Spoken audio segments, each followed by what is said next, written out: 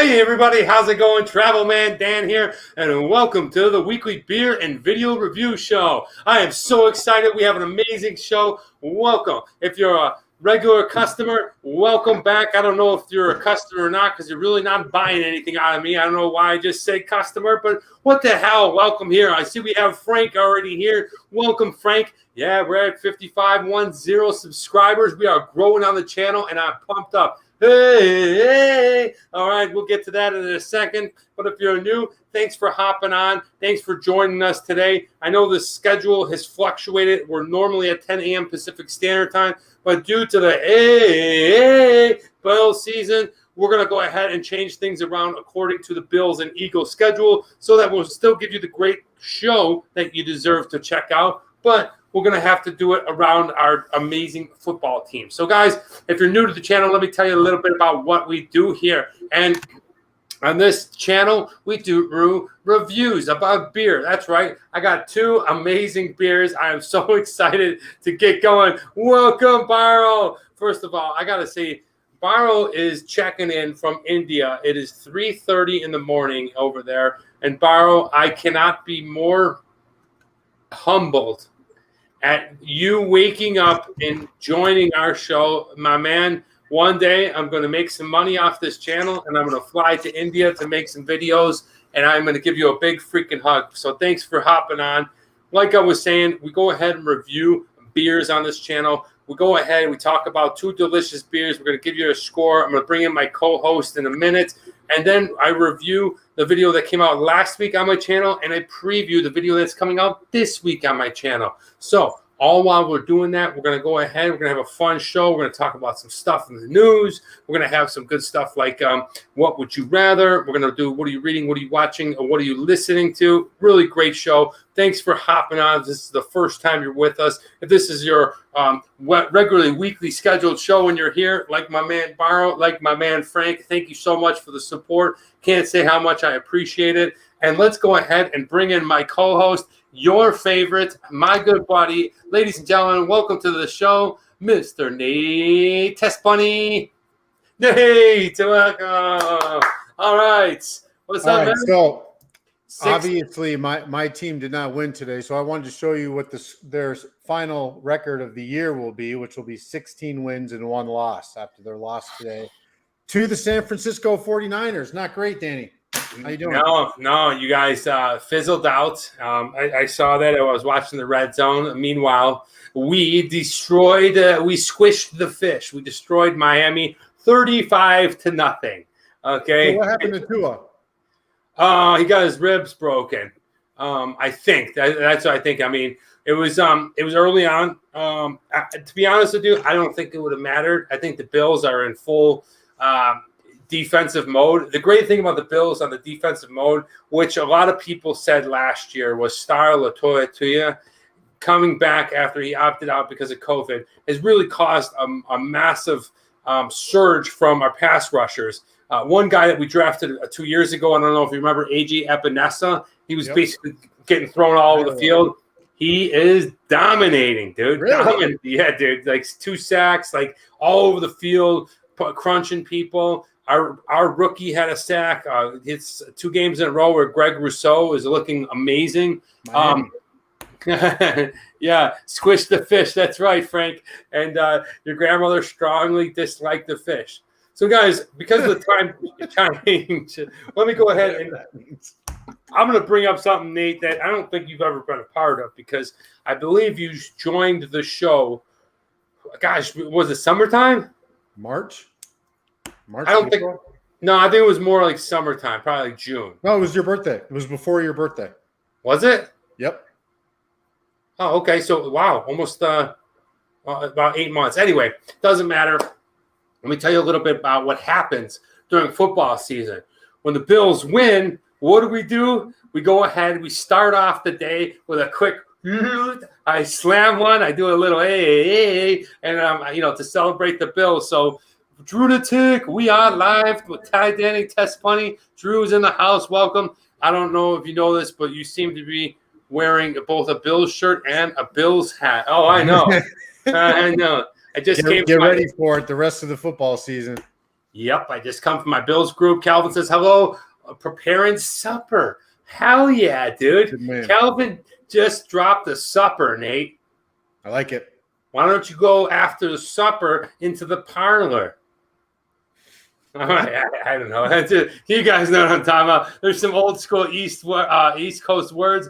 Marissa. Okay, so welcome. Buenos tardes. Okay, welcome everyone. So like I said, when the Bills win, I go ahead and drink a beer as fast as I can, otherwise known as shooting. But we do have this guy in case 20 people show up. But we got a different thing today, okay? I'm going right to show and tell, Nate. Are you ready? Uh-oh, is it a mug? It's close. Okay, so check this out, guys. Special shouts out to Martin Morganison. He was the guy that sent me the Jim Kelly jersey last year, the repair to the foyer. Today's show and tell is going to happen a little earlier, and then I'm going to go ahead and do the tradition of the Bills slam chug start of the show when we win. So slam chug. Check this out, guys. This came the other day from Martin. God bless your heart. You is so. I just don't know how to say thank you. This will be forever cherished alongside the mugs that were sent to me from Tenacious Freak and Aquanuts. Ladies and gentlemen, check this out. Wow, look at that thing. What's in there? I know what it is in there. It looks like a wooden box to most, but if you slide this sucker open, look what's inside, guys. Look at those beauties right there. Oh, man. Check those out. Those right there are some awesome, amazing. Hey, whoa. Shouts out. We got Stoneyard Vineyards. Welcome, Stoneyard. Shouts out to you. Great win for the Bills, indeed. Welcome to the show. I appreciate you stopping by. Guys, look at this beautiful. That's cool. Flume beer glass for the Bills. Okay, it also comes with these little coasters, but there's nothing on them, but they're still kind of cool. So we'll just go ahead and set that down here. Thank you very much, Martin. I absolutely love these. You'll always see them here on the show. Guys, let's give a big shout out to Stoneyard Vineyards. Okay, welcome to the show, Stoneyard. How many shotgun chugs we'll get in this season? Frank, I'm hoping 13. I'm going 14. 14? No, 13 and 4 was my guess. Okay, guys, look at this. 11. I'm gonna say 11 and 6. 11 and 6. Okay, for the Eagles. But yeah, I'm gonna go ahead. No, for the Bills. For the Bills. For the Eagles, I'm gonna go 7 and 9. Guys, lots of love for Stoneyard Vineyards. Be sure to check out their channel. I'm gonna go ahead, pour in the flume glass that Martin gave me, and we're gonna start the show off with a beautiful Buffalo Bills chug. Nate, how did your team do? You lost. Ooh, you're going to chug. I just cracked this thing open. I was doing the other beer. You can start another one and chug it. Nobody minds. Frank, you don't mind, do you? What do you got there? What beer? Oh, Modelo Especial. There you go. It's a good chugging beer. It's a good chugging beer, good macro. We're going to do it in a second. The thing that's going to be a little bit different than the regular, it's going to be chugged out of the Bills cup, and that is going to be a new tradition. So thank you for starting that, Martin. But it's going to be harder to drink as fast as this one. If we get 20 people in the room at the same time, I will do this. Nate will do a shot. And, of course, if we get 30 people in the room, Nate will get a tattoo of Modelo on his neck. Pacifico. Oh, Pacifico. That's right. Not on my neck. Have you given any thought? Modelo. The lifesaver? Yeah. The life preserver? Cheers to you, Stoneyard. Okay, so welcome. Pretty excited. I chugged a frozen models earlier today. I'm not even sure what the hell that is. Frozen Modelo. Oh, okay. All right. Yeah, this is pretty much what I'm doing. This is ice cold. But the Bills won today. We're 1-1. Thank you so much, Martin, for these beautiful flume glasses and the decorative wooden box. Nate, cheers. Here we go. Let's go, Buffalo. You're doing this solo, bro. Look at this guy. Go, go, go. Wow. Very good. Was it cold? Freezing cold. Was it good? Real good. All right. The show has begun. Yes. Okay. Tattoo on the face, says Frank Modell. Mikey's food porn. You guys remember Mike Capella from the 4th of July episode? Welcome, go Buffalo. Okay. We have Marissa, says Modelo on one side, Pacifico on the other side, repping that Mexico. So, Nate, what's going on, brother? I don't know. I'm ready to open up this beer. All right. Should we get right into it? Let's bring in today's first beer. Guys, today's first beer, I'm not sure if we've done this brewery before. We must have. It's a pretty popular brewery. It's a big brewery. They got some delicious beers, and well, we're going to go ahead and crack open today's beer. It comes from the Brooklyn Brewing Company, and we are trying out the Brooklyn Pulp Art Hazy IPA. Look at that, haze. Check out the cool label. Really nice label. I like it. Nate, you already cracked it open. He's already getting it. Yeah, I made a mistake. Sorry. Guys. I'm expecting this thing to be real juicy, tropical, mango, pineapple, probably some sediment at the bottom, cloudy.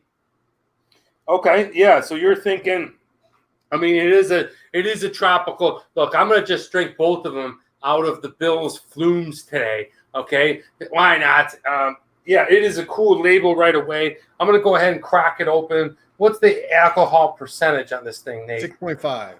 6.5. Yep. So it's just over the cusp of being probably what we would consider a strong beer without it being offensive. Yeah, it's 6.5, so it's going to definitely be on the stronger side. You're going to feel it. Welcome to the show, everyone. I'm going to go ahead and crack this open. The smell, dude. It's right. It's not a full nose there, but you can definitely smell the hop. Not a full nose. Are you kidding me? This thing is so.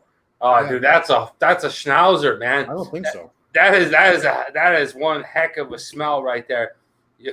Whoa, wait, what's going on? You only put a little in that little tulip, and you're going fancy on us, folks. The test bunny is going fancy. I'm trying to smell what you smell. I'm not getting it.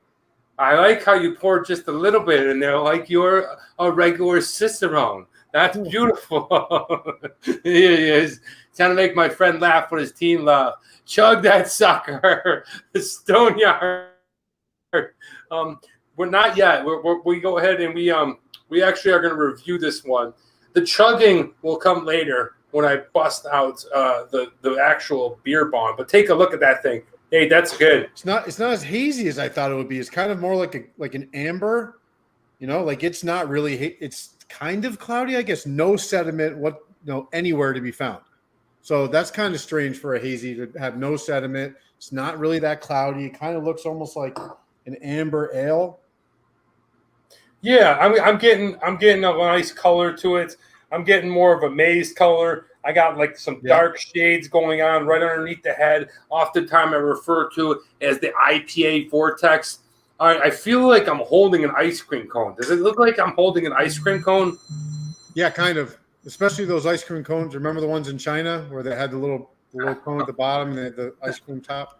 Oh, do I? I remember one time, Nate, listen to this, guys. Those Chinese makes really nice ice cream cones like that. One time I bought one, got on my scooter and started eating it and driving home. I liked it so much. I turned around. I got one more. I was driving around the same thing. By the time I got to the same stoplight, I finished the second one, and I went back for a third one because it came in chocolate, vanilla, and strawberry. Yeah, they're little. Like you can definitely do 3.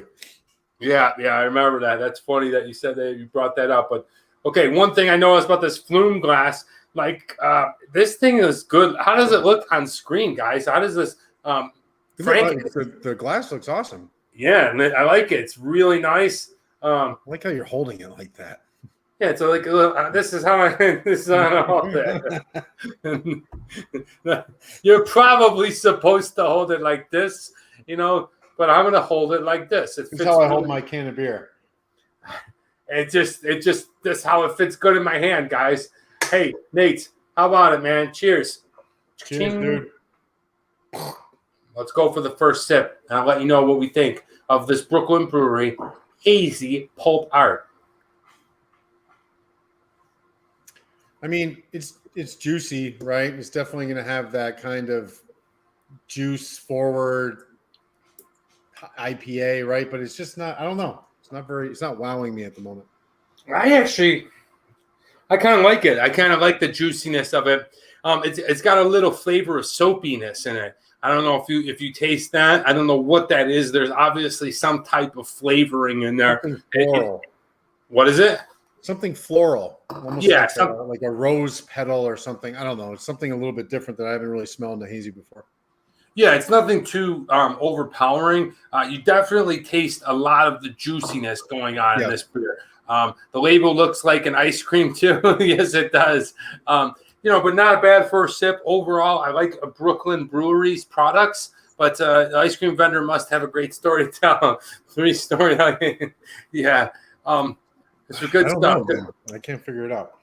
Cheers, Marissa. Cheers, Barrow. Yeah. So, guys, hey, look, we went through the football game. Let me tell you a couple of things that have been happening and what's been going on. I don't know if you guys have noticed. First, I'd like to say shouts out to my cousin Zach and my friend Max, who just got a job with their fire departments. So my cousin Zach is going through his training to be a Niagara Falls fire. What do they call firemen? And my buddy Max will start very soon, and he will be part of the LAFD, the Los Angeles Fire Department. So with that being said, me and Nate, we're going to possibly take a little trip next week to go visit the sequoia trees, and up in Sequoia National Park, where the firefighters, I did not know this, are fighting off a lightning bolt had came down and hit one of the trees, and there's been massive fires over there. And if you're familiar with Sequoia National Park, their main attraction is called General Sherman. And check this out, guys. I'm going to show you on my phone because I don't have it on the screen right now, but they are foiling the tree so that it doesn't get burned. Can you see that? Now look at the size of that tree, Nate. It's a big tree. That is massive. And is that the one you can drive under? I can't really see. Well, okay, so there's really two types of sequoias, and this one is not the one that you can drive through. There's another one that is in Eureka, California, which is on the Oregon border that you can actually drive through. General Sherman is thousands of years old, I believe, and it's massive. And General Sherman, we love you. I like it. It's it'll be really sad if those trees get burned. Man, are you kidding me? Absolutely terrible, man. Terrible, right? I don't even like thinking about it. Yeah, so, shouts out to the people out there fighting the fires. Hopefully you'll be able to go and save that General Sherman and all the trees in that park. And we'll see what happens. And also, congratulations to my cousin Zach and Max. I wish you best of luck on your future as you get going and you continue on this journey. Nate, did you ever want to be a civil servant worker, like a firefighter, or a policeman, or a postman, or anything? Yeah, I mean, when I was younger, I wanted to be a fireman. I actually was thinking about it even when I was in my late 20s. Police officer, probably not so much, although I did investigate it at one point in my life just out of interest. To be a postal worker, no.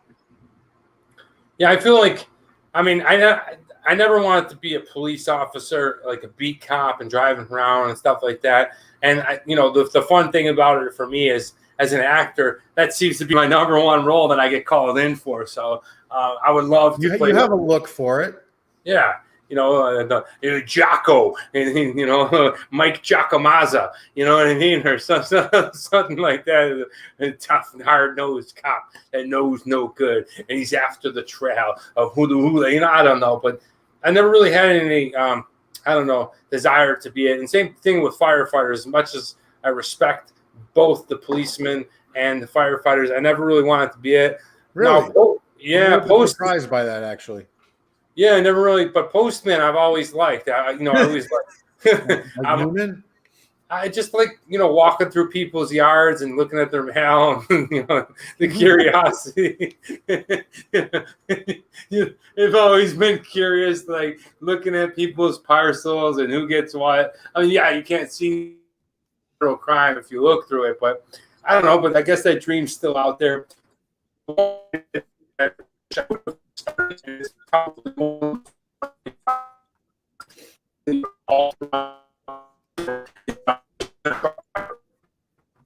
You're breaking up, brother.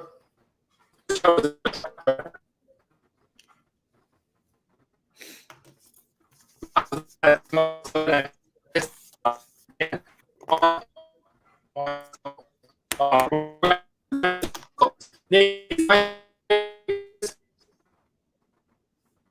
don't know. I think Danny's having some technical difficulties at the moment. Or I don't know if you guys can hear me or if you can hear him. Can Let you me see if I can now a little bit, but you're choppy.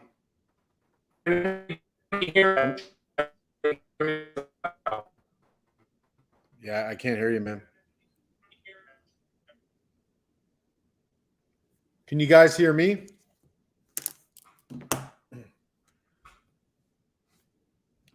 Kind of flying blind here. Oh, you can hear me only. Okay, so you can only hear me. Nate's the star. I don't know about that. But while he's kind of figuring stuff out, I don't really know what to talk about. I don't have a lot here. But I can talk a little bit about the Brooklyn Brewery, which is kind of the star of the beer that we're talking about right now, the Brooklyn Pulp Art. Right, so most of you have probably heard about the Brooklyn Brewery before, obviously based out of New York City. It's been around for like 25, 30 years, something like that. I think in 1988 was the year that they kind of took off. They're really known for their Brooklyn Lager, which is quite popular. You can find that pretty much anywhere across the country.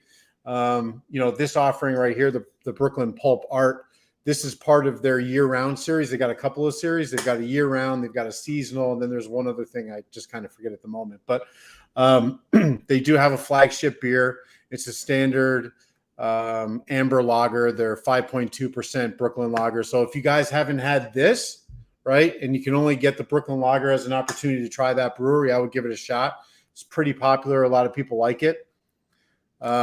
Go check out their website. It's brooklynbrewery.com. The one thing I really like about their website is they do a really good job of incorporating their beer with also their storefront. So when you go and you click on the Brooklyn Lager beer, it also gives you an opportunity to buy like a Brooklyn Lager t-shirt or a hat. It tells you a little bit about the beers that you can actually pair with a particular beer. So I'll go in here to the Pulp Art, right? And their food pairing. So this is a Hazy IPA, 6.5%. It's again part of their year-round offering. It's available in 6 and 12 packs. The notes are that it's kind of got a bit of pineapple, mango, super bright citrus. It's got 3 different kinds of hops in it. It's got citrus, strata, and Simcoe, which I find to be pretty interesting. So it's going to be super hop forward. They probably dry hop it at some point, probably late in the process of fermentation. It also comes obviously with the really cool pop art kind of design, which I like. Now, the foods that you would pair with a Pulp Art Hazy IPA that they recommend would be, number one would be spinach salad. I guess I'm not kind of sure where they're going with that. Pizza, eat it with tropical fruit, sharp cheddar cheese, sorbets, spicy chilies, fresh guacamole, and try it with brunch. I don't really know what that means. It seems to be kind of a wide net cast there. It's really not a pairing as much as it is just kind of the fact that this IPA is a little bit lower in alcohol volume. It's not going to be a 7-8%er, so they're probably looking at it somewhere between one of the heavier 8% kind of IPAs and something that's more of a session option in that 4.5% range. So they're probably kind of hedging their bets there when it comes to the brunch. I'm not really sure. I don't buy into that recommendation. Let me see some of the other stuff they have here. Yeah, and like I said, you can go right onto that website, and when you click on that beer, that particular beer, it gives you an opportunity to also buy a Pulp Art Hazy IPA t-shirt. So the t-shirt, it's like a white t-shirt. It's kind of similar to this design here. So I think that's pretty cool.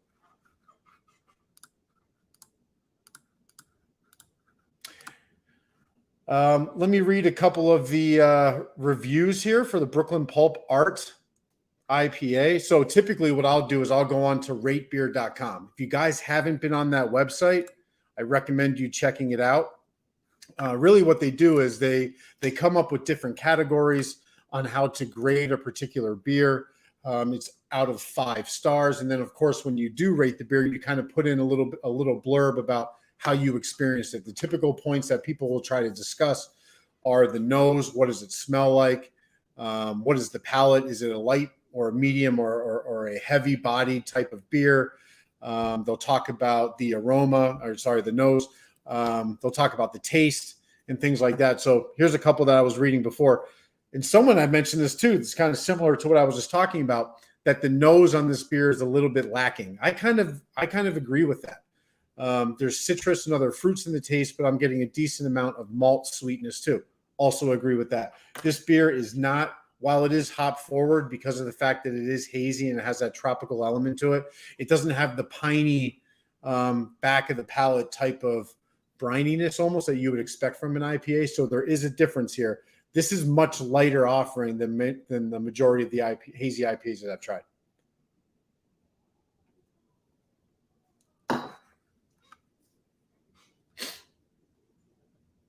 So as you can see here, the color, I was talking about it before, right?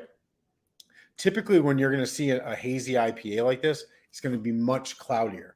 And as a matter of fact, if you go on Instagram or you go onto social media sites like that and you see a lot of these pictures, that's really where the hazy IPA kind of took off, was through social media. Just the beauty of kind of capturing a photo of that hazy IPA, it really took off, and it kind of got a lot of these brewers to try different ways of creating these hazies. But this one in particular is very light.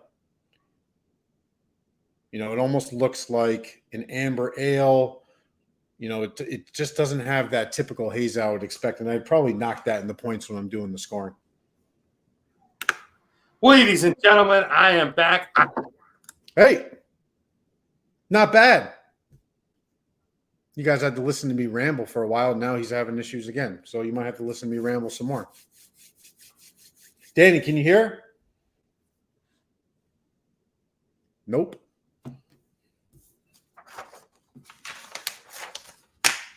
Trying to think if I have anything that's near me I can talk about.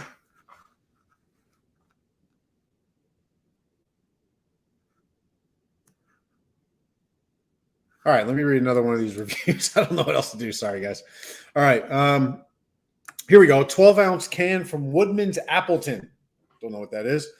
Hazy orange, large, frothy white head. Good retention. Good retention meaning on the actual head itself that it'll hold, right? If you get about 3/4 of an inch to an inch of head, you want to see how long that head's going to stay there and it's going to hold.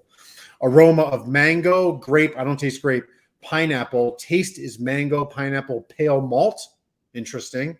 Simple, juicy, mild to moderate bitterness. Solid. I kind of agree with that take.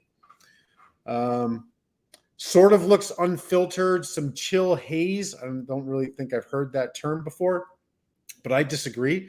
I don't think it really looks that unfiltered at all. What do you think you're doing, young man?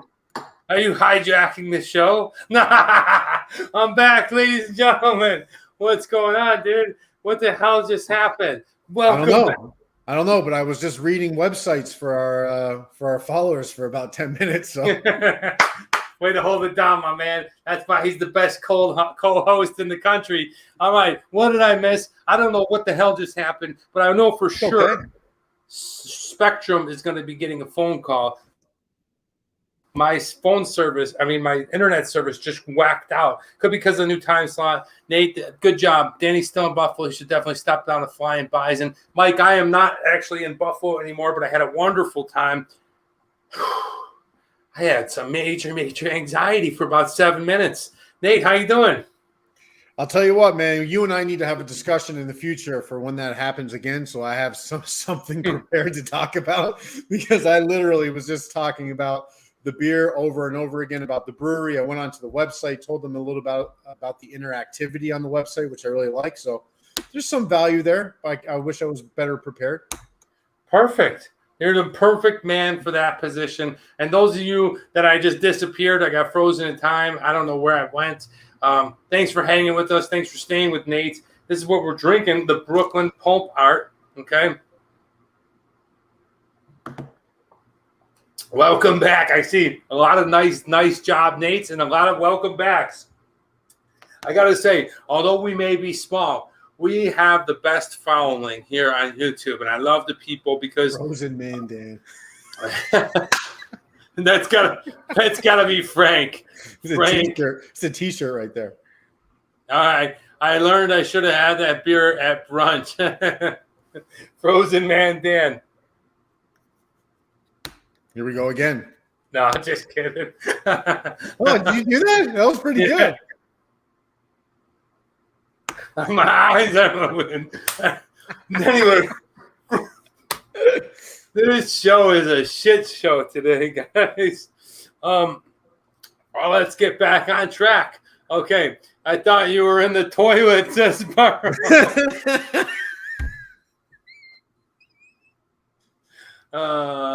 Yeah, Marissa's laughing. No toilet. My internet just crapped out. Could be the new way. The new time. Anyway, guys, welcome. I do want to go. It's all great. Thank you. I do want to talk about Buffalo because Mike had brought it up. I was in Buffalo last week, and it was the first time I'd been in Buffalo since, I believe, 2006 in the summertime. I know it's September, basically, so it's not really summer, but the first week. And, boy, what a beautiful place. Oh, I love it there. I absolutely love Buffalo. Let's keep it a secret. Obviously, you have the most important thing about any city, and that's the people. And, you know, obviously you're going to get some jerk-offs and some jabronis and things like that in any city you're in. But the thing about Buffalo is the people there are warm-hearted. They're kind. They help each other. For the most part, they're really good to each other. Where I feel like here in Los Angeles, I feel like they're so angry and so tense all the time. And the people always have a chip on their shoulder for absolutely no reason at all. And so it was a nice refresher. It was nice to go ahead and be around like a fresh cut grass all the time and green trees like walnut trees, maple trees, and all the trees that I never really, I basically took for granted when I was growing up there. So it was really great time. Saw as many friends as I could. Would have loved to have seen you, Mike. We'll do it again in December. Excuse me. But overall, it was a fantastic time. Isn't it funny how that's happened when it comes to the coast, right? I remember that being the issue with the Northeast when I was growing up was that we were the ones with the attitudes. We were the snooty ones, and everybody went to the West Coast to get away from that, to kind of go to a slower pace. And now it seems to have kind of flipped again. Yeah, Frank says not in Boston and All Saints. Everybody's friendly. I mean, to a certain level, right? But the thing about it is, I think when they talked about when we were growing up, how like New Yorkers had this thing about them, and they still have this thing about them. You're talking about a very specific area of Manhattan, not and parts of Brooklyn and parts of not even so much Brooklyn anymore, but parts of Queens and parts of Staten Island. Other than that, you know, Buffalo is completely different than that. And let's be honest, like if you go to any other city for tourism, you're not smack dab in the middle of the downtown area where people are, the central business district where people are working. You're like, oh yeah, oh look at that, that's the best pizza in the world, Sabraros. Or you know what I mean? Like this is the Empire State's building, and like people are trying to work, so they're like, get out of my way, and you know, like Buffalo's slower paced. There's not as many people by a lot. It's just you're in neighborhoods and people have a lot of roots there. In Los Angeles, it's like nobody gives a shit about you for 1 second. And when you're around it all the time, and then you step away from it, you really start to notice it. It weighs on you, man. That energy out here, you know, it just shows that the connections to the town itself, the majority of the people, they don't have it. Right, they don't have that. It's a lot of people coming from different places and transient environments like that. That's what they provide. Yeah, absolutely. Mike says this. I was thinking of you guys on Saturday because I spent the entire night at Flying Bison. And incredible. I know Flying Bison. I got a Flying Bison rusty chain in there. I brought Nate back a Flying Bison. Oh, ladies and gentlemen, let's break this news right now. It is Greg Z. Woohoo, Greg Z.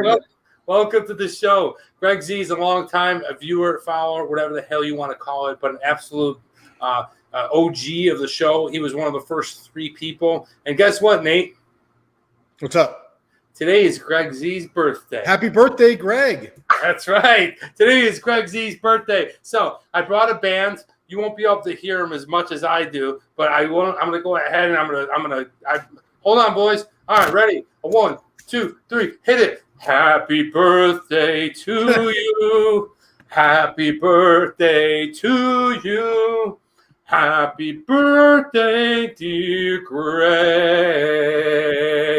Happy birthday to you. Yeah. All right. Greg Z. Happy birthday. Happy birthday, Z. I appreciate you stopping by. I hope you have a great day, a wonderful year. May this be the best year of your life. I don't know, lots of money, lots of success, lots of sex, lots of good things. Eat some candy, have a good time. Eat some candy. You know what I mean? But welcome to the show and happy birthday, Greg. I'll never forget when you, Barrow, and Tenacious Freak started watching me and created this show. And I know it seems like we only have a few people in the room today, but we have a lot of people following. As Frank told us earlier, there's 5,501 subscribers. So the channel is growing exponentially. Thank you so much. Wonder Strudel's here. No problem, Greg. Wonder Strudel, welcome to the show. Happy birthday, young man. I love all these the love. Nate, isn't it great how we've created this environment of people around the world that never really met each other, but they're able to like get more involved with each other and be friends and stuff like that. Isn't that awesome? It's special, man. You know, anytime you can kind of be a part of a community like this that stretches across the globe, it's inspiring, it's fun, and super happy to have everybody involved. And anytime I can hear you sing happy birthday solo, I'm all for it. All right. Well, anytime you want. I was just here whacking it. What? I just. All right. Cheers, guys. All right. So back to what I was saying. I can't wait to go back. We haven't gotten to the big one yet, man. We haven't. Guys, stay tuned because this is going to be one hell of a show for what the second beer is. So I'm going to speed things up. If you haven't seen it and you want to see a little bit of my Buffalo trip, check out the Jim's Stakeout, the Buffalo Stinger, hoagie, sub, whatever the heck you want to call it. I believe it's on the menu. It's called the Stinger. The only person in this chat room that I think knows about it is Mike Capella, Mikey's Food Porn. It is right around the corner from his house. I went to the Sheridan and Belmont location. Nate, picture this. I mean, you're no stranger to cheesesteaks, you know, and they basically take a cheesesteak and they take a chicken finger sub. And if I was to say one sub sandwich that was most popular in Buffalo, it would be the chicken finger. Is that right? The chicken finger sub? Yeah. Because the way that it's made like it's a chicken finger, so it's not a chicken wing. But on the chicken finger, they use the buffalo. So will they put blue cheese on it and kind of dress it up that way? Yeah. They make it like how the world calls it, buffalo wing sauce. Yep. But this video of me eating the entire stinger is them together, and buffalo doesn't chintz out. Make sure you check out that last week's Food Friday. Oh yeah. Yeah, and we actually did it on the What Would You Rather here. Thank you, Danny and Nate, for making this an awesome place. Thank you, Drew. Thank you. And thank you for the chocolates and all the fun stuff that you send from Denmark. I get really, really excited when I see some. Sadly, my birthday is not on a Sunday, so... It's okay. Tell us when it is. Tell us when it is, Wonder Strudel. I will sing to you. And if you add me on Instagram or Facebook, I will send you a private message singing, Happy birthday to... I can speed it up. I can slow it down. Happy birthday. All right, speed it up. Happy birthday to you. Happy birthday to you. Happy birthday to you. All right. This is freaky, and why not? Everyone, it's been a long day. Tenacious Freak has had a long day. I'm not sure what time it is in Denmark. Maybe Aquanuts will give you a drink. We'll massage your feet, but even better, have a drink. This is what we're drinking. It is a Hazy IPA, the Brooklyn Pulp art. What do you think of the name? I like that little, instead of pop art, I like that as pulp art. It kind of works for me. I like that. I love it, actually. And I'm not a huge fan of the hazies. As you all know, Mikey says this sucker will bust your gut.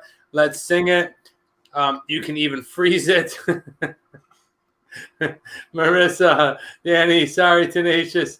Marissa's laughing. I'm laughing. Nate, the thing I like about this hazy, and we'll get into it when we go ahead and score it, but it is light on the hops and more on the light, juicy side.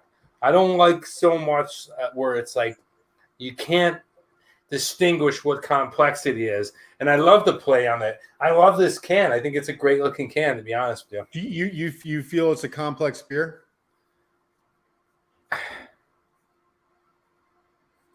No. Yeah, it's not. It's kind of like a single note. Like it's monotone. Yeah. There's really no depth to it. It doesn't mean it doesn't taste good. Yeah. I can drink the beer. If somebody had this at a party, I would not be like, I don't like that. I would drink it. But it's just kind of monotone. Yeah. I don't feel like when you're drinking this thing that it's hitting you with the, the Chiquita banana, the lady with the head of the fruits, and she's got all the, all the different flavors of fruits. I feel like you taste one fruit, a lemon. To me, it's a lemon beer. That's what you taste is lemon? Yeah. What do you taste? Mango, pineapple. Mango? Yeah. Shut the front door. No way. Okay. I don't taste banana at all. When cause typically when I taste a banana, it's usually from like a Hefeweizen or something like that. I just don't taste that here. See my work over your shoulder in the gym. Okay. I'll check it out. I'm on my last sip here. I'm choking on nothing. All right, let's go. Let's get right to a couple other things. Sadly, I'd like to bring up some sad news. I mean, I don't know how else to say it, but for years, there's two people that Test Bunny has been telling me are his favorite comedians. And one of them is a guy named George Carlin. Have you ever seen George Carlin? I've seen him live. Nate is always. I saw him live in 2004 in Las Vegas. Yeah, he's always been a huge fan of him. I think that's where I saw it. But Nate's always banged the table for a guy named Norm Mcdonald. He's told me over the last 5 years how much he loves it, how much this guy's a genius, sent me Twitter things, sent me things like, just his jokes, his things. It's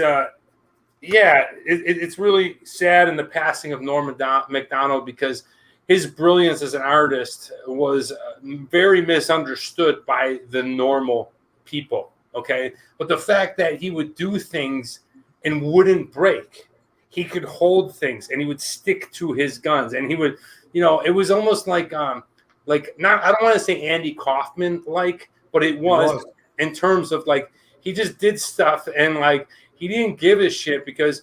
And we're going to get into it. I'm going to close the show out with a great quote from him, but I want to bring up another quote. It was so funny. I don't know how it went, so I'm trying my best to go ahead and bring light to it. But he said something on a thing of like, everyone expects you to be funny.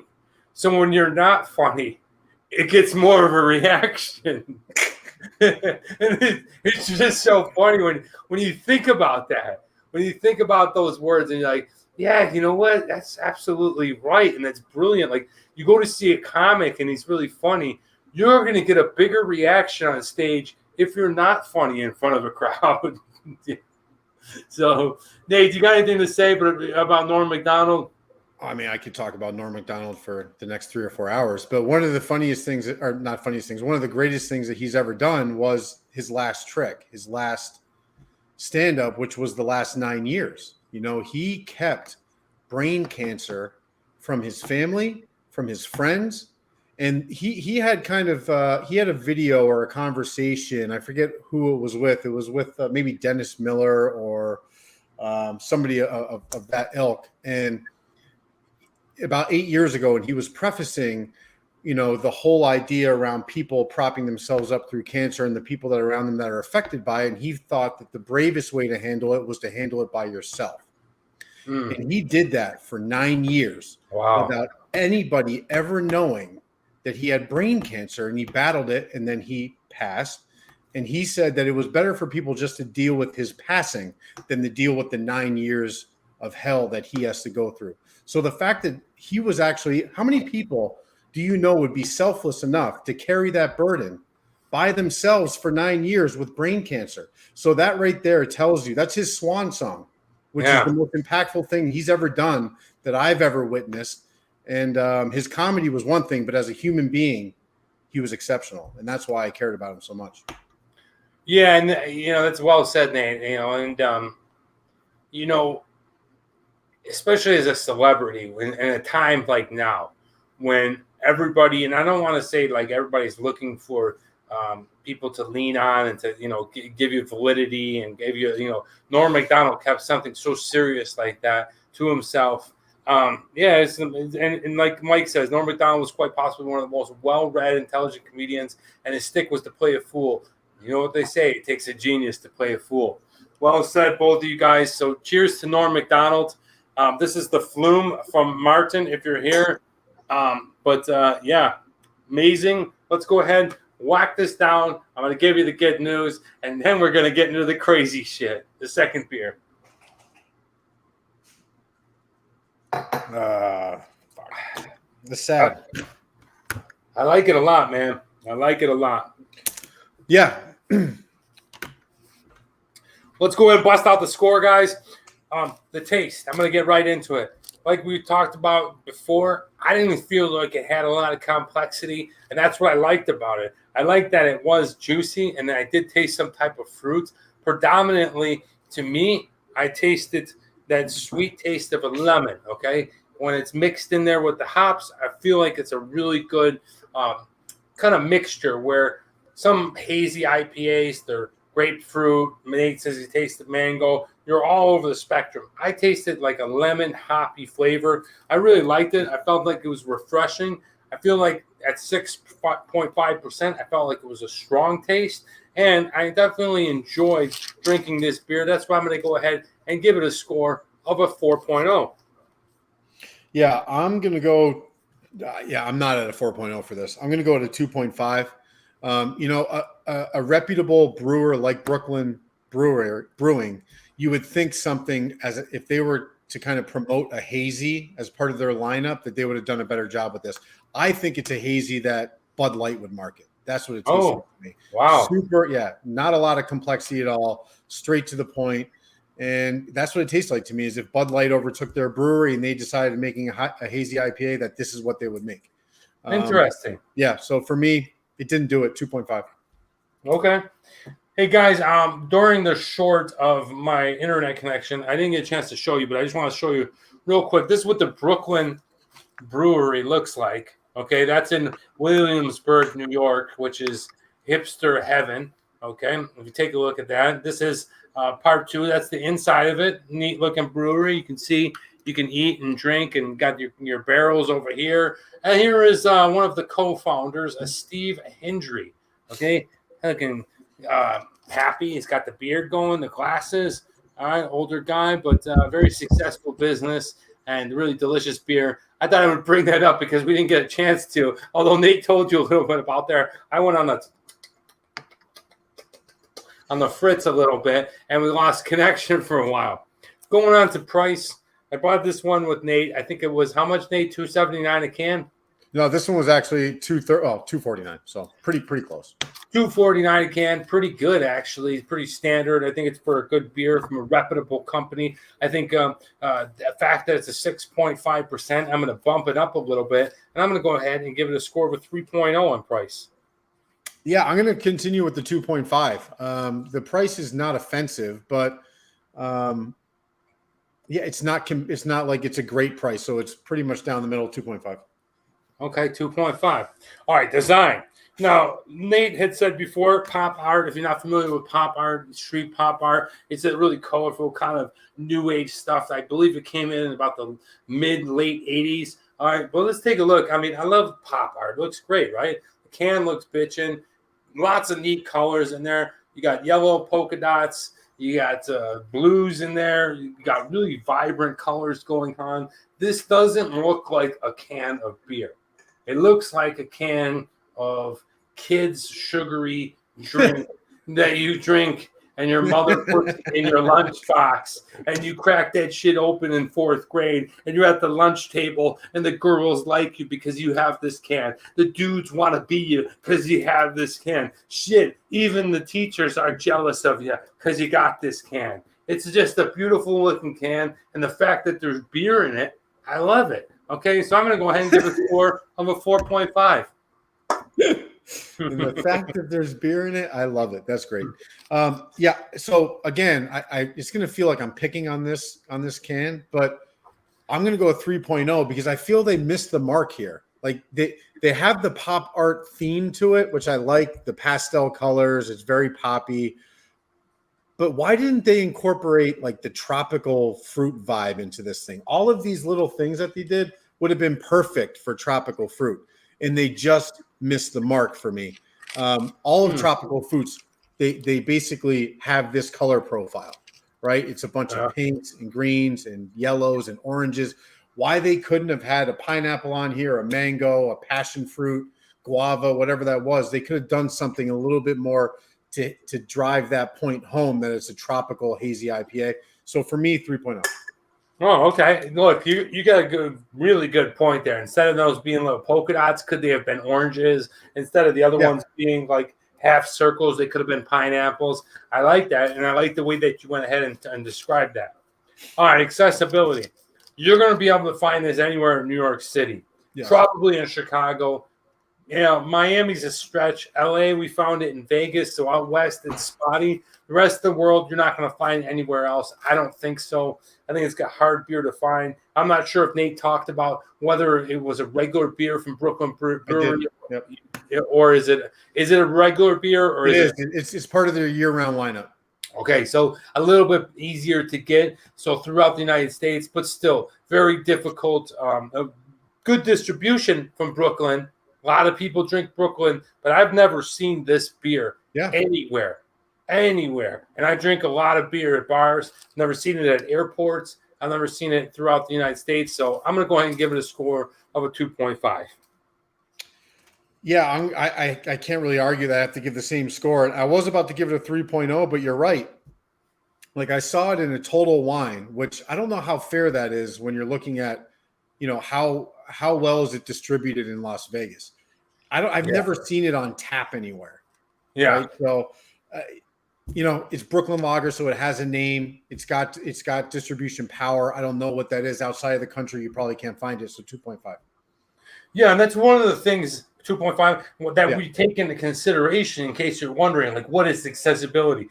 You're going to find stuff like this, right, from smaller breweries and stuff. But I know you can get Goose Island in Chicago on tap in a lot of different places other than the Midwest. So that plays a factor in China, right? But as far as finding stuff on tap, we don't really know. So I feel like I'd love to get somebody from a Total Wine or a big distribution like Bevmo and know what their process is. Okay? Yes, 11 watching. Thank you so much. Be sure to go ahead and hit that like button. Thank you, Drunatic, for pointing that out. 10 more, and we're going to be chugging again.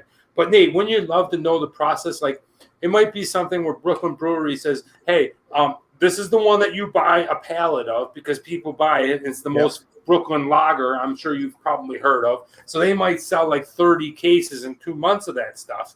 So, by the way, we'll give you an extra 5 cases of this if you buy something like this. And so, you know what I mean? Like, I don't know what that process is as far as a store buying a distributing Brooklyn lager beer. But I'd love to know what choices they make to go ahead and put this stuff on. TMD factor, there really isn't much for me here. I'm from Buffalo. I'm not from Brooklyn. If you don't know, don't get them twisted up. They're about 7 hours from each other, completely different. One's Williamsburg is a very hip and trendy borough inside of Brooklyn. Okay, it borders Bed-Stuy, which was a dump for years, and I don't mean that disrespectfully, but it just wasn't a great place to be. But now, through, you want to call it regentrification or whatever you want to call it, Williamsburg is very busy, is popping. Nate, you lived in New York City. I'm sure you can attest for that. I don't have any connection to it other than I bought this can of beer, so I'm not going to give it a great score. and I'm going to give it a score of 3.0 because they did deliver on taste. Yeah, I'm just going to kind of stick with the theme, which is right around 2.5 for me. It just didn't blow me away. It's not an offensive beer. It's not. It's drinkable. It's approachable. But there was no cloudiness for a hazy. I didn't see any sediment. It didn't look unfiltered. It was tropical, but it wasn't really so tropical that it was pronounced to me. It was kind of too clean. It was too flavorful, whatever that term would be. So for me, it's 2.5. Interesting. Now, Nate, you said it didn't have a lot of pulp and things floating around. Do you like those beers? Well, I do, but it's also called pulp art. Like, shouldn't there be some sediment, something? Like this, it looked like, I don't know. I can't even tell you the kind of beer it looked like. It looked like a red lager, red ale. Dude, this guy's on next level shit. I mean, he's pointing out a few things. You gotta say, Nate, you're really on your game today because he's right when it comes to the art. They should have put tropical fruits as little things. And if they're going to call it pulp art, I get what they're trying to do on pop art, but make it pulpy. Make it pulpy. Make it pulpy. Anyway, doesn't matter. Still a good beer. Ranks as a number 17 for big travel man Dan over there. Not a bad choice. Would I recommend it to people? Yes, absolutely. Would it be my first choice in a bar lined up against 6 other ones? Probably, actually. I really like this one. Nate, what'd you give it? 13. 13? 13 scores. I think it's probably my lowest score. However, that might be tested in about 5 minutes. So this one being 13, I feel bad about it, but with such a major player in the craft beer world, for them to miss the mark on this thing, it's slightly disappointing for me. So, So the score is reflective of that. That is a low score, guys. All right, well, I'll tell you what, Nate alluded to it. We might have something for you. It might be the lowest score ever. I don't know. It might be the best score, depending. I'm not looking forward to it. I actually am, depending on how you look at it. The second beer, give me a quick second. I'm going to go ahead and grab another glass because I used these 2 ones, and then we're going to introduce to you the second beer. Nate, you need a break, or am I bringing you solo? I need to get it too. Okay, well, guys. Why don't you go? All right. Tell them something. I don't really know what to tell you. But, yeah, we can talk a little bit more about Norm for the next 45 seconds. If you guys get an opportunity, if you go onto YouTube, there is a YouTube channel called I'm Not Norm. And, Danny, if you can throw that into the comments or into the description, that would be very helpful. But okay. I'm Not Norm is a YouTube channel dedicated just to kind of using funny ways of taking separate clips of him throughout his career and condensing them into 10, 15, 20-minute videos. Go check it out. I'm Not Norm. Got it. Okay. Go ahead and get it. I'll talk to the guys and let everyone know some stuff. Check this out. Okay, so I don't know if you guys are into Bitcoin. We've talked a little bit about it before. We've talked about cryptocurrency here on the channel. But El Salvador, okay, the small Central American country, is they had their people taken to the streets protesting because the president, Nayib Bukele, I believe I pronounced that somewhat right, is consolidating power and making Bitcoin. Okay, the first country to ever do this is El Salvador, and Bitcoin is to recognize the highly volatile cryptocurrency as legal tender. Legal tender, okay? That is just insane right there when you think about it, Nate. Bitcoin is legal tender in El Salvador. What do you think of that? I think it's just the beginning. Really? I mean, listen, if one country has the gumption to give it a shot, why wouldn't another? So it could be just one person's preference, but it's a sign of things to come. It's not all going to happen in 5-10 years, but it's the first ball to drop. Yeah, for me, I just feel like that's just a scary proposition because with governments, I don't know, they can skew that kind of thing. Who knows? It doesn't know. Nobody knows. I think the whole point is that it can't be skewed. No, but I think it can. I think it's a lot easier than your regular currency. Like look at like Bitcoin throughout the last 6 months and how much it's gone up and down. Imagine if you were getting paid in Bitcoin. So sometimes your check is X amount, and sometimes it's this amount, or sometimes you have to pay this much, and sometimes you have to pay this much. And I think that's the thing that they have to worry about. I don't really know about it. Desidaro, I don't know what that is. What is that, Barrow? That's right. Greetings from Lithuania. Have you tried Belgium Strong Fruit Ale? Okay. Watu Rogue. No, I haven't. Such an amazing beer. We are gonna write that down. You forget it. I don't know how you pronounce that. Belgian Strong Nate Fruit. is going to write that down. First of all, welcome to the show. Please, everyone, give a warm welcome to You Forget It.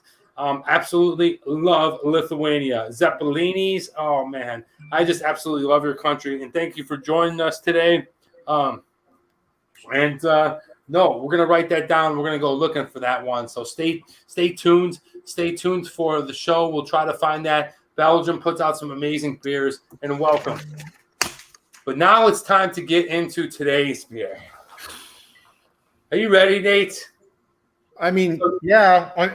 To be honest with you, I'm ready for how I'm going to feel. I'm not ready for actually drinking it.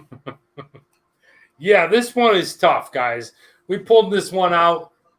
We always like to bring you this show of fun, interesting, cool beers like Hazy, Pulp Ale, and all kinds of fancy names and, beers from Belgium and stuff. But today's second beer is brought to you from the street people, the people with their feet on the ground and their roots people. Okay, I don't know how you feel. I don't even know what that even means, guys. But today's beer is a really fun one. I tried it years ago, probably about 12 years ago. And it was the most heinous thing. Nobody tries it. You just get it. Somebody gives it to you, and you're like, I got to fucking drink that? Yeah. Well, this one, it was, passed around in a brown bag. I was on a school bus on the side of Hollywood Boulevard that some homeless people lived in. And guys, this beer, it's named High Gravity Lager for a reason. High Gravity Lager, mind you. No, I used to hang out with some unsavory or savory, or however you want to look at it, characters, and this is what they would drink. You can get it just about at any 7-Eleven in the United States. And we had to give it a shot. I've never drank a full one of it. I'm actually quite nervous because it's power packed. But instead of talking about what we're doing and what it is, let me just show you guys. We are drinking today Steel Reserve 211, baby. Guys, just so you all know, you guys need to understand what this means. This is not beer, okay? This is malt liquor. And there is a massive difference between beer and malt liquor, right? Yeah. This one's going to be like, typically malt liquor is going to be 6 to 9%, so it's going to be stronger offering than a regular beer, and it's made with the cheapest possible ingredients that you can find. It's going to be made with rice, like cheap, terrible rice, dextrose, stuff like that. It's a bottom fermentation brewing process, which isn't very helpful. It's not going to make it better. It's not going to give you a cleaner taste. I expect metallic. I expect my bitter beer face, pucker face, no hops, no body, just alcohol, metallic flavor. That's what I'm expecting. Yeah, this one is interesting, guys. Like I said, let me read to you a little bit that's coming off the can. This is their pitch, right? This is their elevator pitch. Extra malted barley, not bad, and select hops, sounds pretty good, for extra gravity. When they say select, they mean I'll take that one. Slow brewed for exceptionally smooth flavor. Well, me and Nate, we've done over 100 shows, and we're pretty familiar with beer, so we'll be the judge of that one. Let's go ahead and crack this can open, Nate, and cheers to you and drinking the Steel Reserve, my man. I'm going to elevate it and put it into the Teku, but I don't think it's going to matter. When it's hard to open, like it's something is cheap about the tab. There's no like foam coming out. Hold on. Oh my God. Dude, it smells like dirty diapers. No, it smells like all right. Do you remember when you'd have a keg party in college and you'd wake up the next day and the keg was floating in disgusting old ice, right? Water. That's what it smells like. That's exactly what that smells like. Dude, it smells like a dirty diaper, but no poop. Just pee.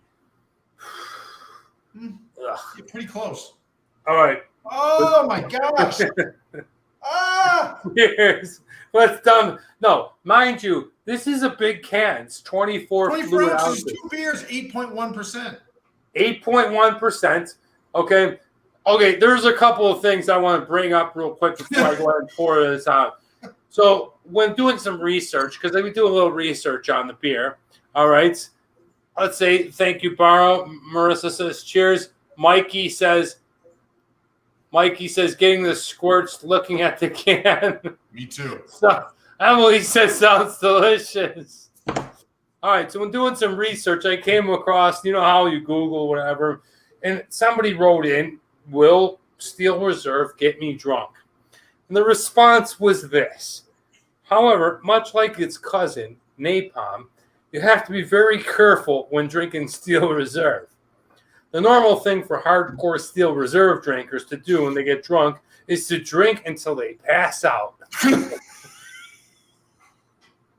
Ladies and gentlemen, I bring you the Steel Reserve. Let's go ahead and try this one out. The drink till you pass out option. Oh, I mean, to be honest with you, like gasoline. No, it's look.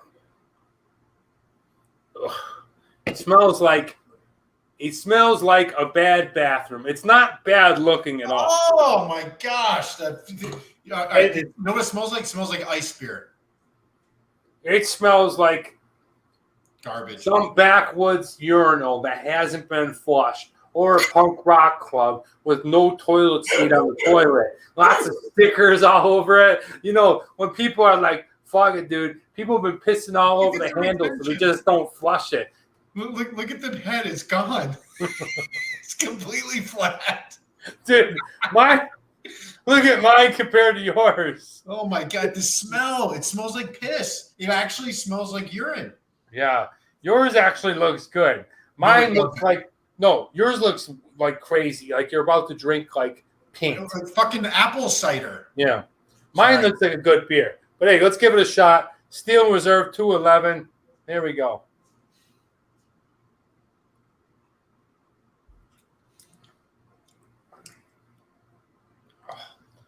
It's really sweet.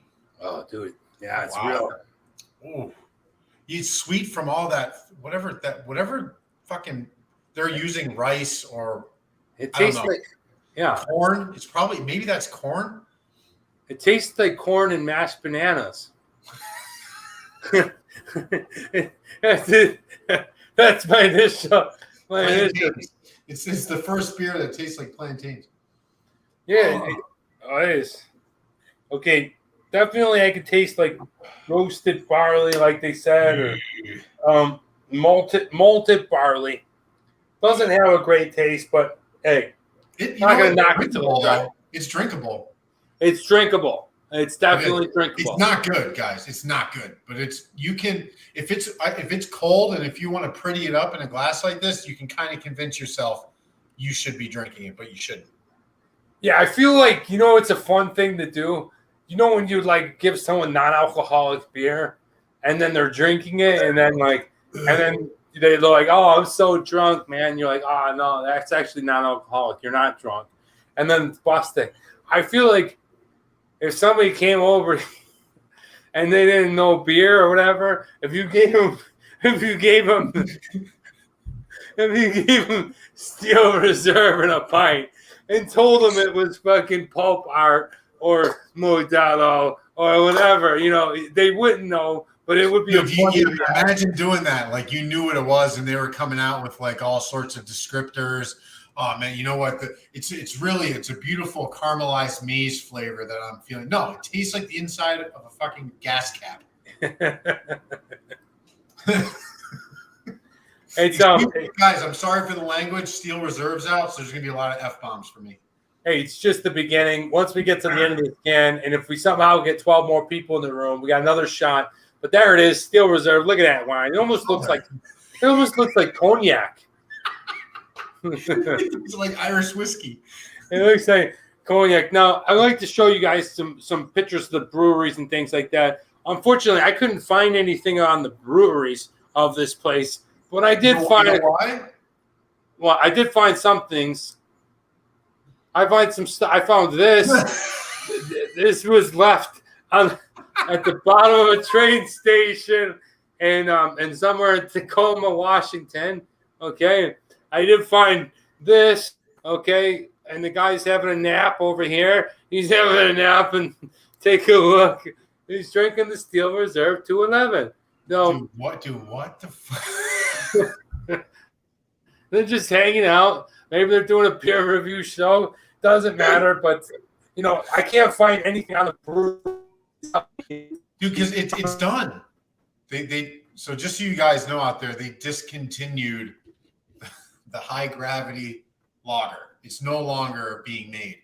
And they've now transitioned into something called their Alloy series, which is basically this malt liquor, but it's also fruit flavored: watermelon, grape, lemon, lime. I don't know. Think of other terrible flavors. So it's changed. All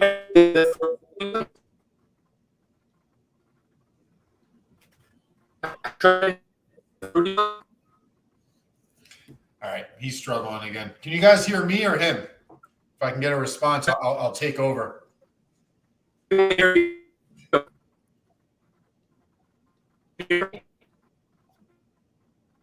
Now you're back. Frozen Man Dan.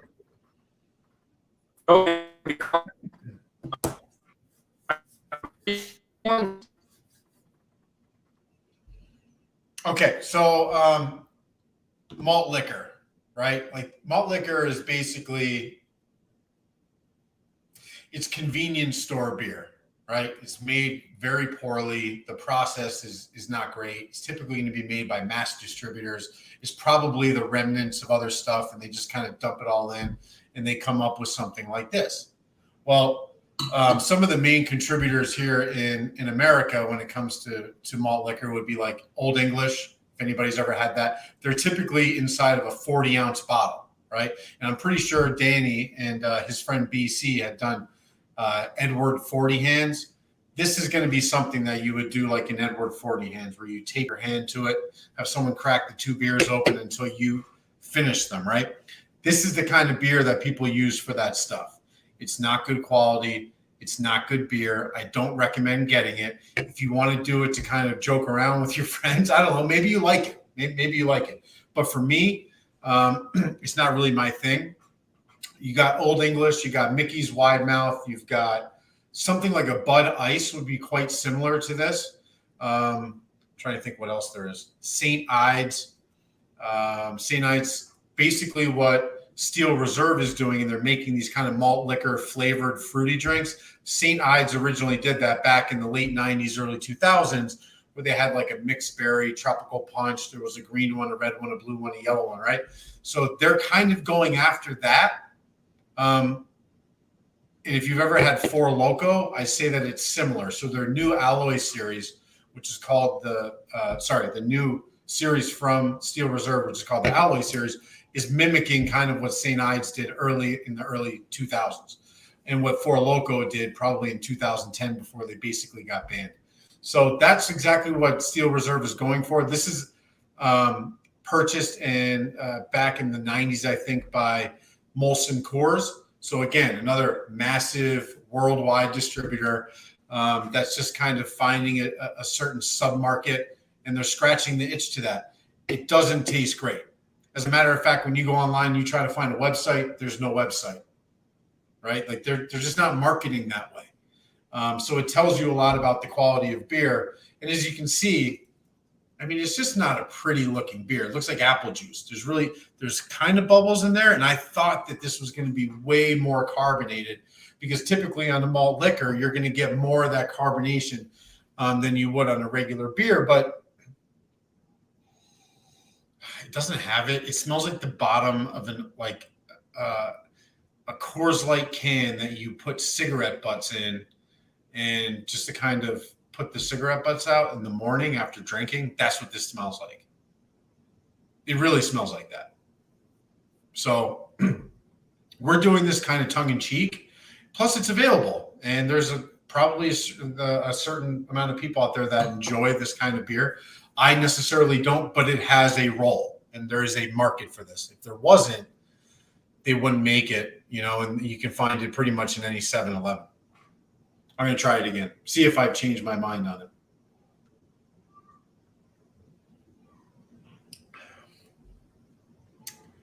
Nope. Yeah, it's boozy. That 8.1%, it's just boozy. You don't want to have a booze forward beer, but that's what Malt Liquor is providing. Super high alcohol content, 8.1%. And the price, which we'll get into a little bit later, this thing, 24 ounces, it's like $2.50. So when it comes to price, it's going to get a really good score because that's what it's for. It's going to be wildly accessible in convenience stores and in 7-Elevens and Circle K's around the country.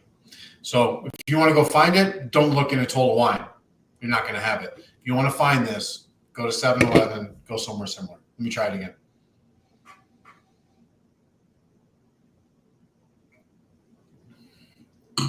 Okay. So since he's not coming back, I'm going to go to the comment section of Steel Reserve on Rate Beer. All right? This is going to be a little bit better than the one for Pulp Art. Guess who's back? There he is. All right, guys. Smith. Okay. First of all, I would like to say once again, this time I was actually observing you. I was like a voyeur in the corner of the room. Nikki B over there checking things out from a distance. You did great, man. Thanks for holding it down. I lost all control. I lost all power. I don't know what happened. You lost your power? Yeah, I lost my light too. So I look darker. I don't have the side light on me, so I'm not sure what happened. But I will get to the bottom of this thing, and next week's show will be just as fun. Thank you so much for hanging with us. I do want to address a couple of comments that I watched going on. First of all, Mikey's Kitchen Food Porn said the old Milwaukee's 40s. Oh, yeah, I remember those. Those were good stuff, dude. Those made you want to ride your bicycle and with nowhere to go, no destination, just ride your bike around, drink 40s. Now, that brings me to the next point, which was what Barrow had said, something about that he missed the BC. Get ready, folks. It's the return of BC, baby. This week. This is the weekly beer and video. That's right. Pump it up. BC will be back. BC took me out to visit this place called Eternal Flame. Oh, my gosh. It's the only way I can drink it. It's not good. Good stuff. Sorry, I'm listening about BC, dude. I'm excited. What's going on? So this week's upcoming video will be the Eternal Flame. It's an Eternal Flame. I'm going to leave it as that. The song by the Bangles? No. Welcome back. Thank you, Marissa.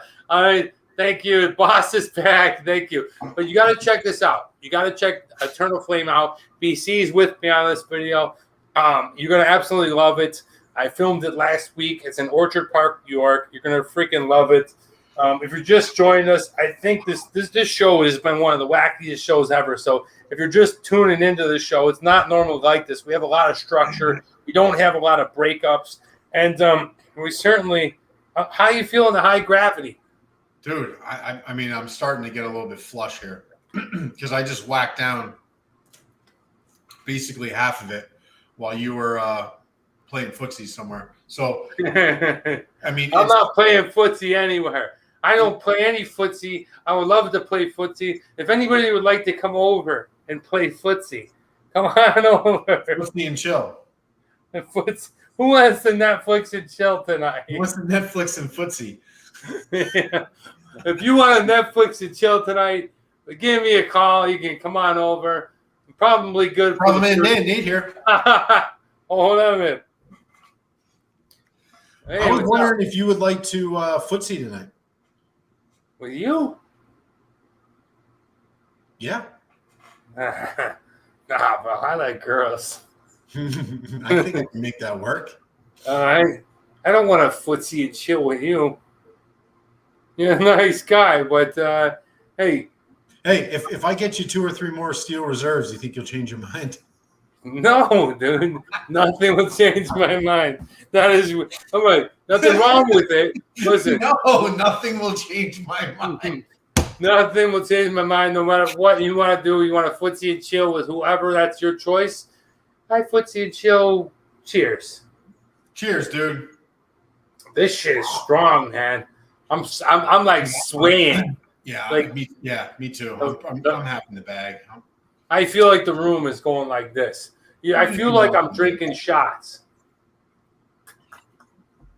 Fluff job. Okay, well, seen worse. Summer and no aircon. Ooh, that's tough. Jordan, take Marissa. You think that's funny? Anytime you want to footsie and chill, go at it. Watch it, dude. All right. I tell you what, I just felt like after I took that last sip, it was like I ate a ear of corn, but not with the corn on it. Like somebody else had already eaten all the corn kernels off it, and I was just you were sucking on the cob. Yeah, I feel like I was sucking on the cob. You'll be drunken man Dan soon. I'm already drunken man Dan. The Bills won. Hey, yes. This week is going to be good. You know what I'm talking about. You can see it instantly in that man's face when you're a friggin' loser this week. Fuck, I'm so mad. I'll tell you what. It's not easy getting yourself up for a show after your team loses. It's hard, man. I feel like I need a steel reserve after every loss. Yeah, it's tough, man. It really is. Because I'm bummed out, man. I'm bummed out. I feel like I want to see Cindy drink a steel reserve. No. 100%. Fucking. What would you do if Cindy came to the United States and she's like, people are like, oh, what's your favorite beer? Oh, I like Brooklyn Lager. Oh, what's your favorite beer? Oh, I like Saranac. Oh, I like this. I like this IPA. And Cindy's like, I like steel reserve. It's an interesting taste. It's a very corny taste. It's you know what? So my favorite corn beer is Rolling Rock, right? Like there's a very high element of corn flavor in the Rolling Rock. This is like Rolling Rock, but it's like what's the best way for me to describe it anecdotally? It's really like it's that, but multiplied. The dial turned up without any kind of without any class. It's just the knobs turned up as shittily as it can, like a 10 out of 10. And we're just getting this stuff out. Yeah, it's a t-shirt and jeans. It's a t-shirt and jeans. It's not a t-shirt and jeans. This is I'm naked in the fucking freeway. That's what this is. I'm naked on the freeway. Get me another steel reserve. That's what this is. This is I haven't washed my clothes in several weeks. My breath smells like an old used cigar. I'm wearing somebody else's hat.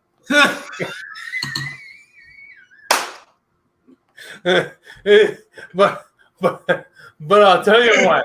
I'll tell you what about this beer. To be honest with you, this is the truth. I thought it would be a lot worse. Yeah, me too. I really do. I don't like it, but I can drink it. Yeah, I am drinking it.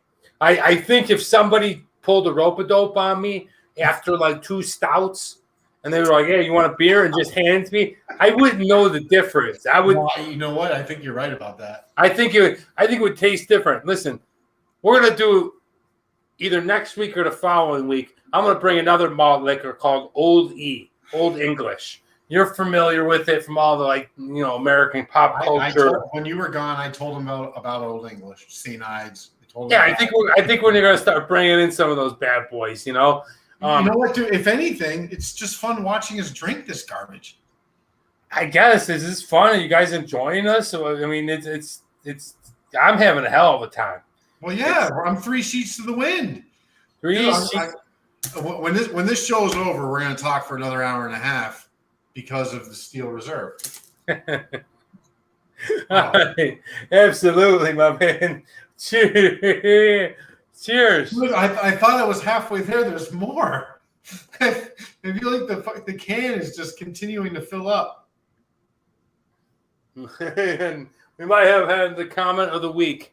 Journatic says, good, we don't drink bio. Marissa says, we're about to lose both hosts. Yeah. Look at this. Dude, do this. Can you do it? Hold on. No, he can do it. Danny won't do it. Cook it. Boom, you got it.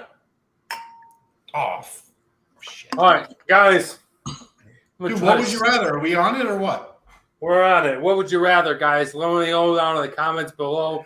What would you rather? Or you can wait to the end of the show and let me know. I'd love to hear from you. My face is numb. I know. I like it. Oh, both are getting inebriated.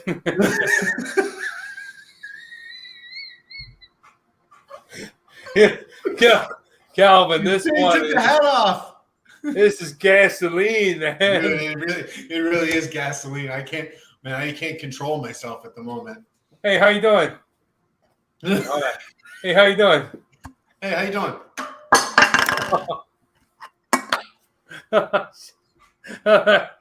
Cheers. Cheers, cheers, cheers. It's like mushrooms. Oh, man. All right. We'll another one of these next week. We're going to find something like it. Steel Reserve. A pleasant surprise. It doesn't make you feel good. If we can have a category for buzz, this will get a 5.0. I'm already telling you right now, the TMD factor on this guy is a 5.0. So count it. Never before have you seen me go ahead and give you the score pre-score, but it's getting a 5.0. But we're going to talk about what would you rather, guys. And what would you rather is a fun place. I'm going to give you an airline ticket. You can go wherever I give it to you. And the first place you will be able to go is Philadelphia, Pennsylvania, baby. First of all, can you let me know when you're going to do Philly next time? There it is, baby. Look at it. The river, you see. Yeah, the river, he calls it. You can float down this river. And what's the name of this river? The Delaware. All right. Do you see it? Okay, Nate's over here kayaking, maybe. But check this out. You got this old architecture in Philly. Cobblestone. That looks like what's it called? Old Town. No, this place is called Brown Bar. Over here is called I can't read it very well, but really cool looking row houses. And you have the Liberty Bell. Bing. Bing. Nate, what is this building? I don't fucking know. An old historical one from like 200 years ago. Probably the first. It's the first Capitol. First Capitol, exactly. That's where TJ signed the fucking declaration. Hold on, who was it? TJ. Better known as Thomas Jefferson. All right. So there you go, guys. There's your first one. You could either go to Philadelphia, Pennsylvania.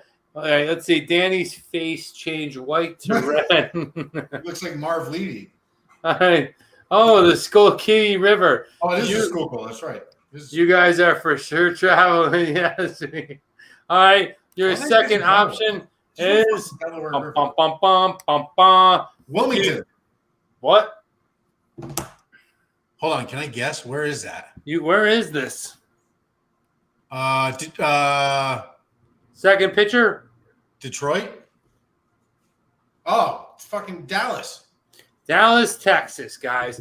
Where would you rather go in the United States? Philadelphia, Pennsylvania, or Dallas, Texas? Hey, for me, that's the first capital of the country or cowboy country. What are you going to do? That's a no-brainer for me. Not only was Brett Hall's foot in the crease, but changed Gary Bettman to change the rule and take the Stanley Cup. What are you referring to? He's the commissioner of hockey, and that was an illegal play when the puck hit his skate, which eventually bumped the Sabres out to lose to the Dallas North Star. So is that what Dominic Hasek was there? Yeah, Dallas Stars. Just heard that. It's hilarious. Burrow's speech is changing too. All right. So for me personally, after winning 2 Super Bowls against the Bills and beating the Sabres in the Stanley Cup, I'm going with Philadelphia. That's where Nate's from. I like tasty cakes. I like cheesesteaks. I like a salty attitude. I like the constitutional United States. I'm going to Philly. Nate, what about you? Absolutely Philadelphia. And just because I haven't been back there in like 15 years, and that's my Philadelphia's not my hometown, but I grew up 40 minutes north of Philadelphia, so it feels like my town, right? And I'm a Philadelphia sports fan, so I just haven't been back there. I miss it. I feel like it's changed considerably since I've been there. I want to see what it's like. Dallas, I love Texas. I know I love Texas, but Philadelphia all day long. It's hard for me to go against Philadelphia. You can't go against Philly. I mean, you're from the suburbs of Philly. I wouldn't call it suburbs. I would call it I'm the rural extension of Philadelphia. Which is cool. That's awesome. Yeah. All right, going with the next one. You ever heard of quarries? Oh, I love quarries. We're talking about sports. Do you like to hoop it? Do you like to hit it? Do you like to throw it? Or do you like to shoot it? Okay? But in this case, we're talking about rolling it. Okay? Which do you prefer? You're way up north, Algonquin or Yukon, and you're in a curling tournament. You're going like this with the brooms. Would you rather go curling or, which I'm really good at, I'm probably around average of 240, bowling? Now, for me, I really like bowling because it's popular in the United States. Like I said, my average is probably around 240, so I'm pretty good at bowling. So I've never actually tried curling before, but in this instance, I absolutely love bowling. I love bowling alleys. I love the camaraderie of a bowling team. I love going up and get a pitcher of beer at a bowling alley. I love the video games. I even like the clog game at bowling alleys. So for me, bowling all the way. Nate, what about? Dude, have you ever beat me in bowling?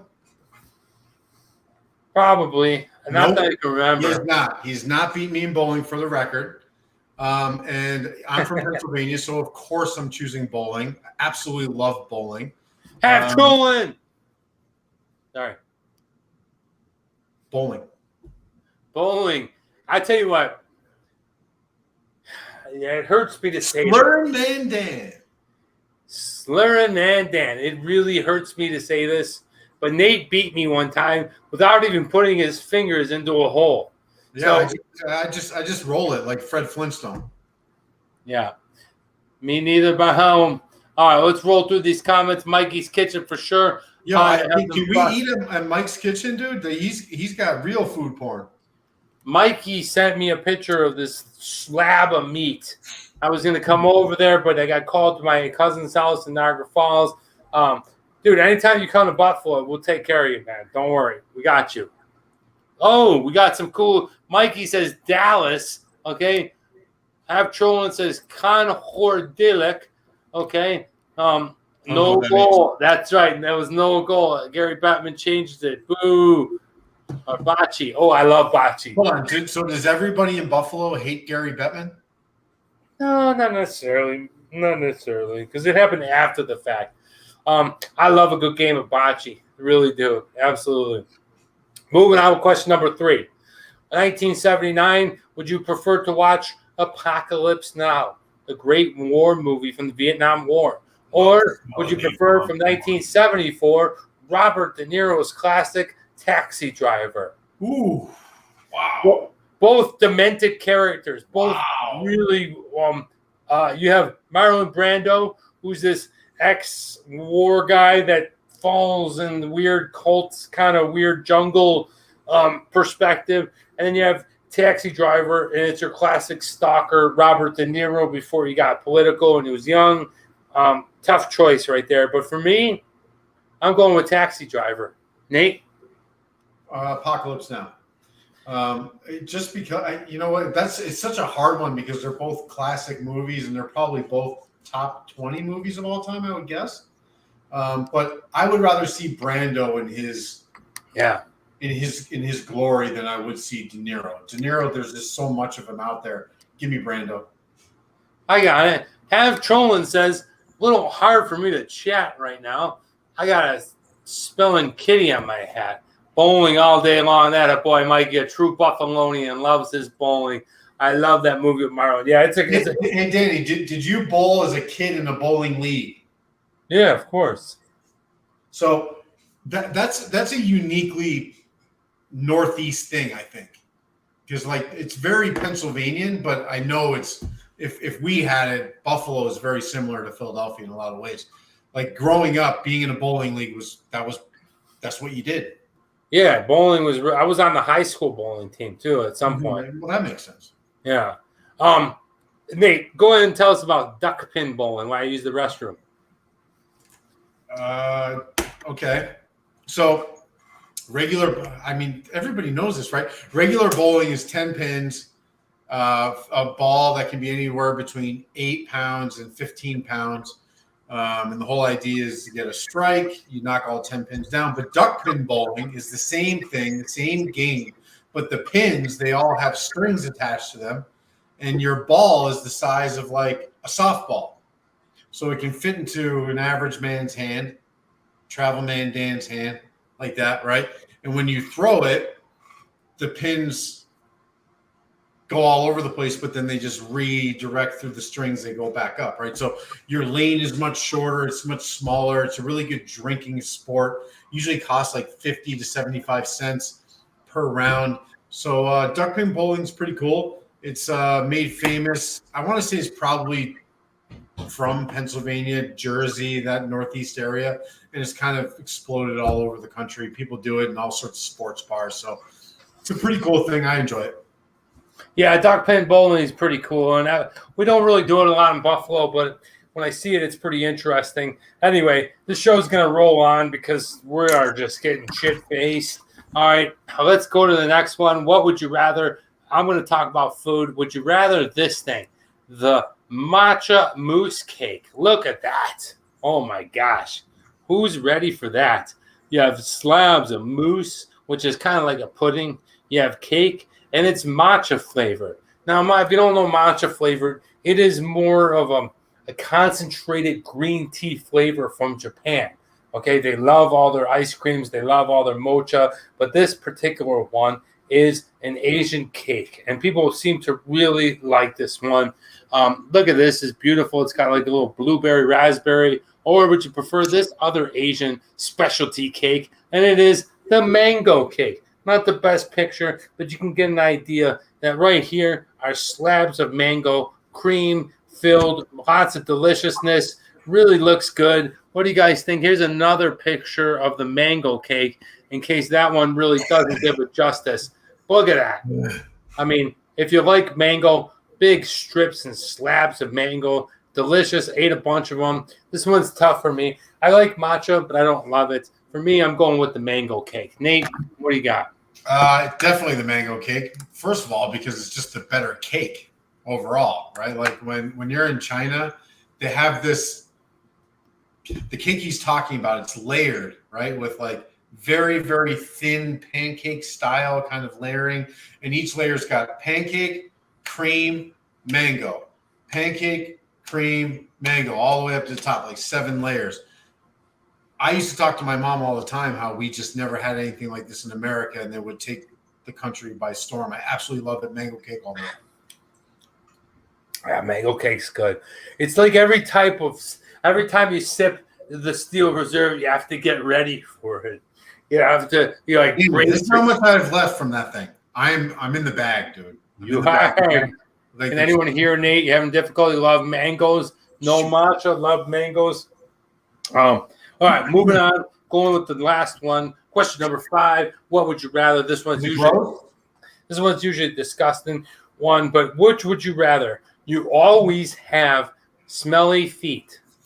Okay, your feet smell all the time. Not like a little bit, like just like camembert smell. Just you've been wearing them for a while, and you went out and you went snowboarding or you were playing sledding, and they really smell. So no matter where you go, restaurant, date, movie theater, business meeting, your feet smell. Or I'm talking about BO from your armpits, like onions, like just that weird, like, who, when you smell it and you're like, who is it, man? You're looking around for immediate It results. singes your nose hairs. Yeah. You just want to know who is creating that smell, who is making that BO. So for me, none of them you can hide. But if you're going to have one BO, you can always maybe, if you're in a meeting, say you're coming from somewhere. If it's movies, maybe it's dark out. But feet, smelly feet, like really smelly feet, would be a heinous crime. And so I'm going to go with having BO under the armpits. Nate, what are you going with? I'd rather have smelly feet. You can always cover your feet up. Like, no, it's always smelly.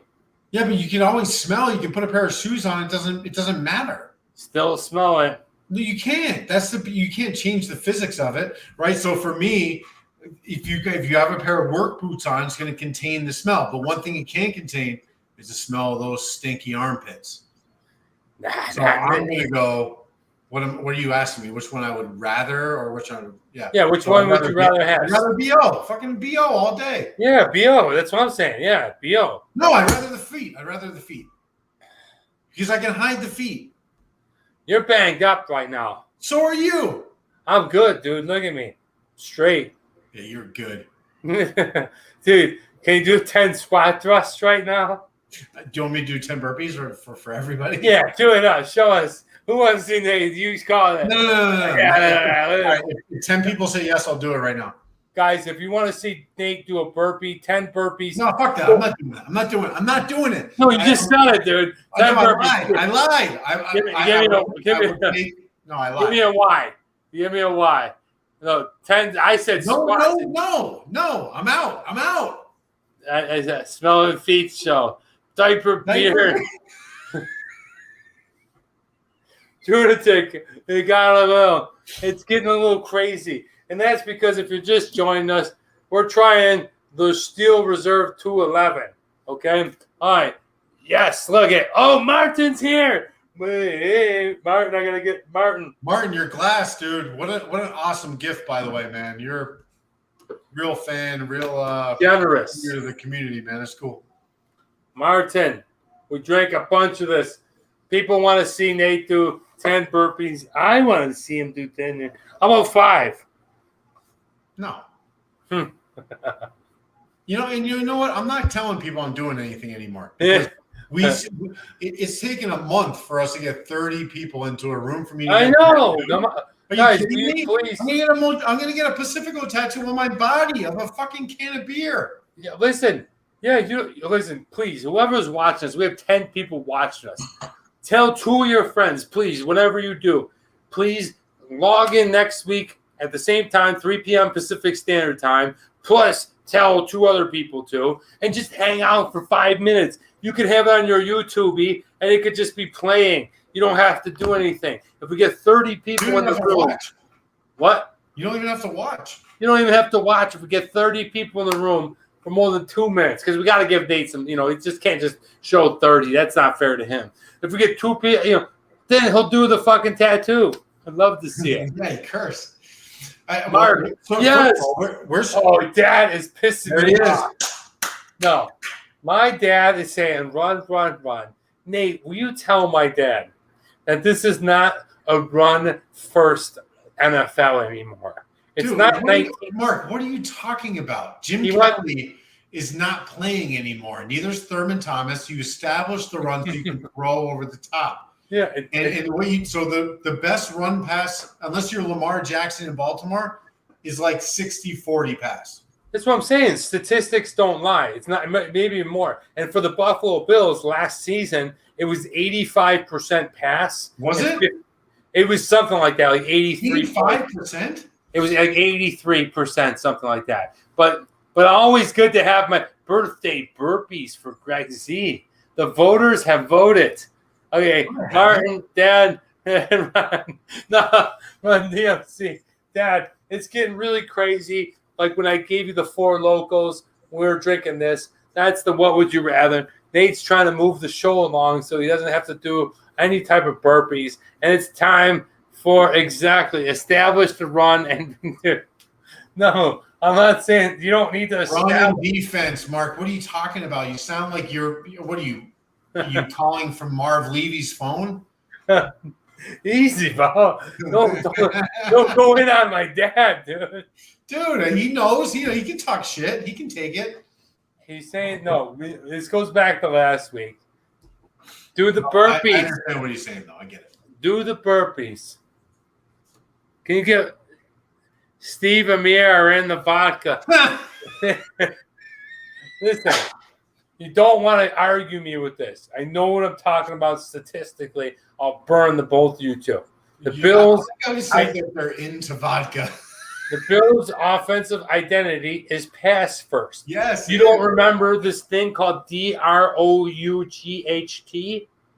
We went through it for 18, 19 seasons. That's because we ran the ball on 3rd and 1. We didn't. Yeah, I don't like you anymore, Nate. You lie, dude. Can you give the crowd what they want? At least 3 burpees. Dude, keep it going. We're almost at 2 hours. Let's go.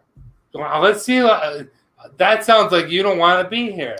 I don't want to. No, I don't want to do burpees. I want to be here. I don't want to do burpees. All right, moving on, guys. This is what we're drinking. We are cranked up and ready to go. Steel and Reserve 211. What are you watching? What are you reading? What are you listening to? What am I reading? I'm going back to the classics. I'm starting tonight with a good book by Robert Louis Stevenson. I'm reading Treasure Island. I love the classics. It's a fun read. It talks about, this secret little island. If you don't know this book, it's a great, amazing book about pirates, swashbuckling, really good, fun stuff. It's a classic British literature, and it's always good to go back and read the classics. I love classic literature. And then, what are you reading, Nate? Nothing. Perfect. I've read nothing. Let's move on. Yes, I agree. But you still have to. Oh my gosh, this guy is driving me crazy. Dude, you're old man. Come on, dude. It's 2021. 2021, dude. There's no establishing the run game for 3 quarters anymore. Well, I mean, no, you have to do it because you have to get the defense to respect it, but it's not the focal point anymore. Yeah, it's not.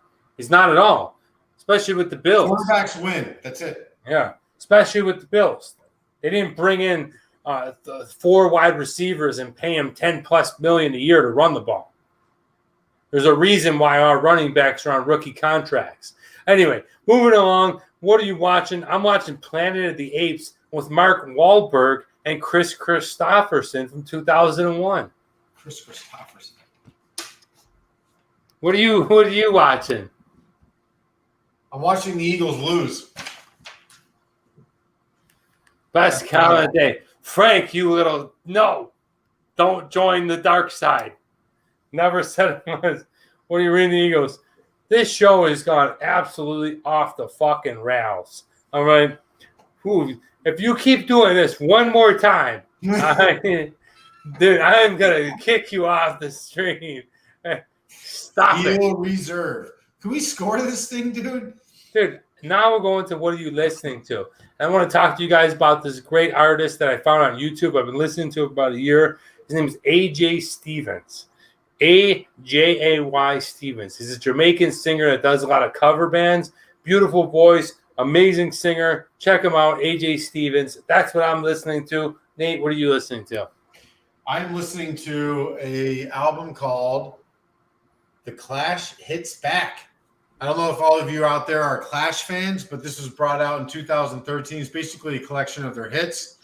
Anything from White Man and Hammersmith to Rock the Casbah, White Riot, English Civil War, Hitsville, UK. If you get an opportunity, if you like The Clash, you like punk rock from the 70s, give it a shot. Oh, very nice.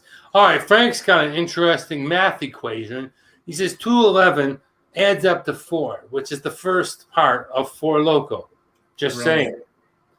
Again, watch your language. Marissa says Nate means local.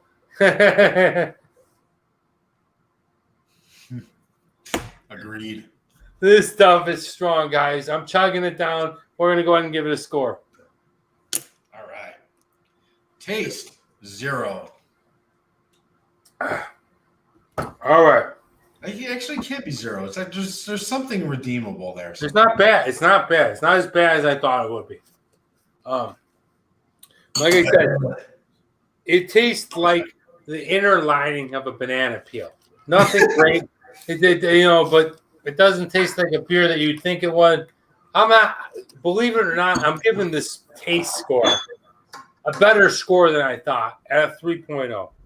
You know what, though? Because you have to remember, you're grading it against malt liquor. You can't grade it against, a 2-ale IPA, right? Or 2 hard ale IPA, right? You can't. So I agree. So 4 in that category. 4? No, it's drinkable. 2.0. 2.0. Okay. All right. Okay. 2.0. Drinkable. All right. Price. Dude, the can was $2.99. You get 2 beers. So breaking down, you're looking at a can of beer for $1.50. Great price. At 8.1%. How could you not want that? I gotta say, I'm giving it a 4.0. I'm giving it a 4.5. The only reason I'm not giving it perfect is it's not free. Because it should be free. If this beer was actually being given out, it should be free. It's garbage. But 4.5. All right, here's the weak point. Design.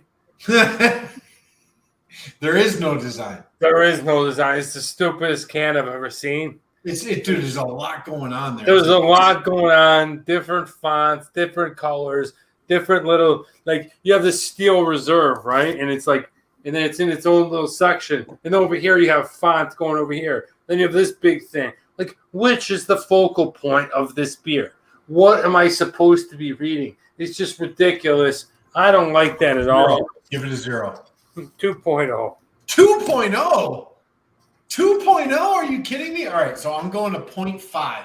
And the only reason it gets a 0.5 is because steel is the color of this stupid can. That's the only redeeming thing that they have going on. It looks like garbage. What the hell does 211 mean? What's the reference? Why is it on there? What, like, there's no, it doesn't tell you what it means. There's all this, the 211 mark. Oh, it tells you right here. The 211 mark, based on the medieval symbol for steel, appears only on steel reserve high gravity. It's a 0.5. The best part is, what the hell does 211 mean? Oh, it tells you right here. Yeah, I don't know. I thought it was a silly thing. Sucks. All right, accessibility. Look, you can go up to anybody at any 7-Eleven, and all they're trying to do is get $1.25 to get a steel reserve single can. This stuff is available just about anywhere. You want to go to Sarasota, Florida? You want to go to Des Moines, Iowa? You're going to be able to find steel reserve. It's out there. But here's the thing. Here's the glitch. Here's the thing.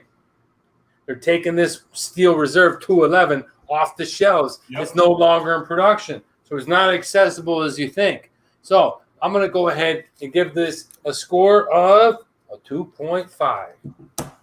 That's your X factor? That's about accessibility, bro. Oh, accessibility. 3.0 for me.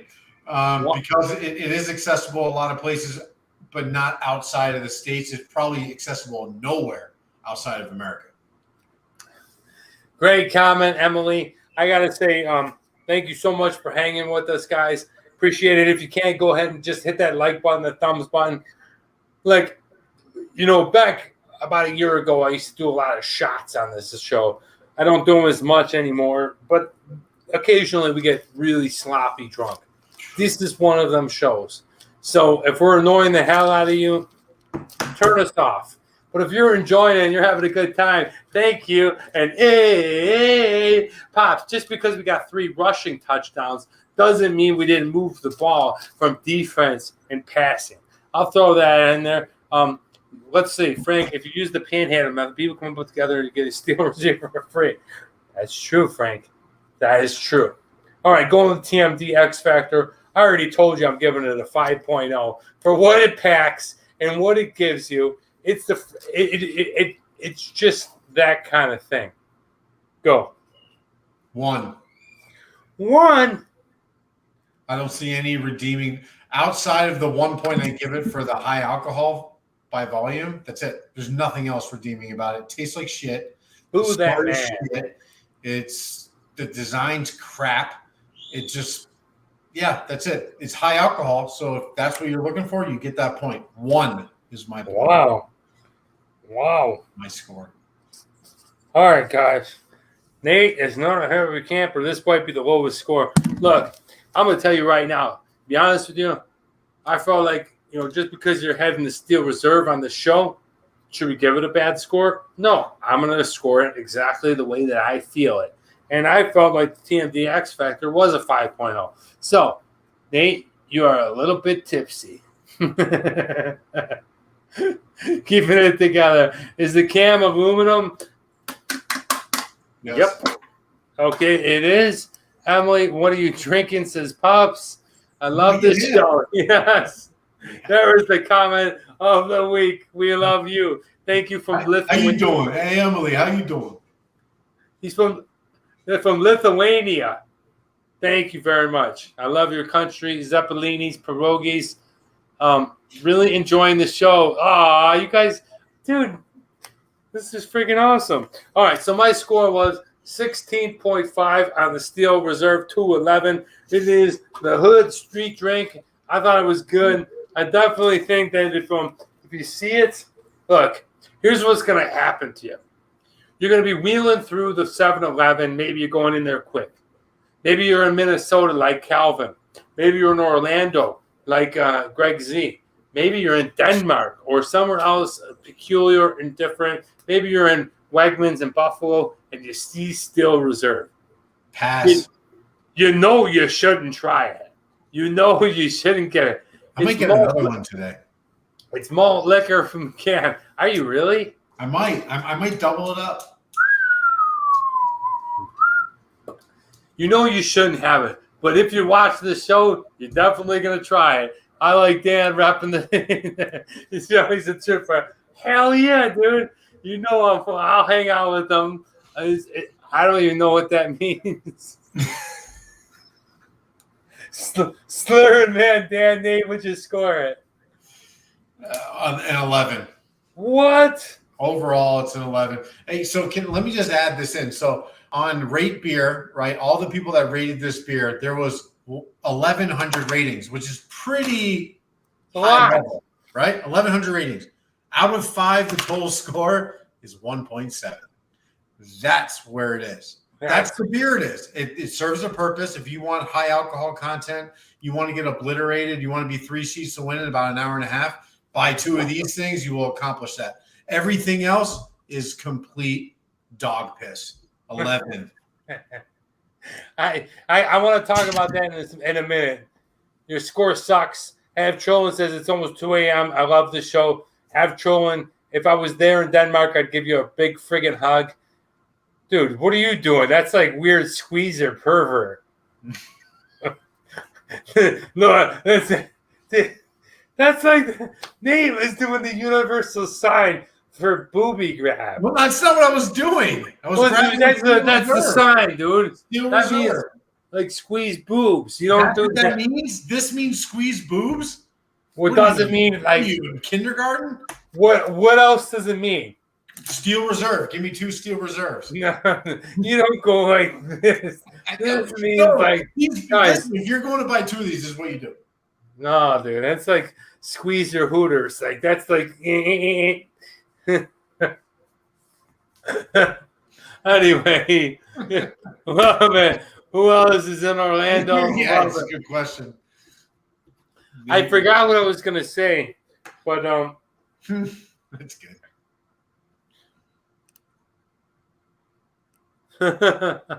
I completely forgot what I was gonna say.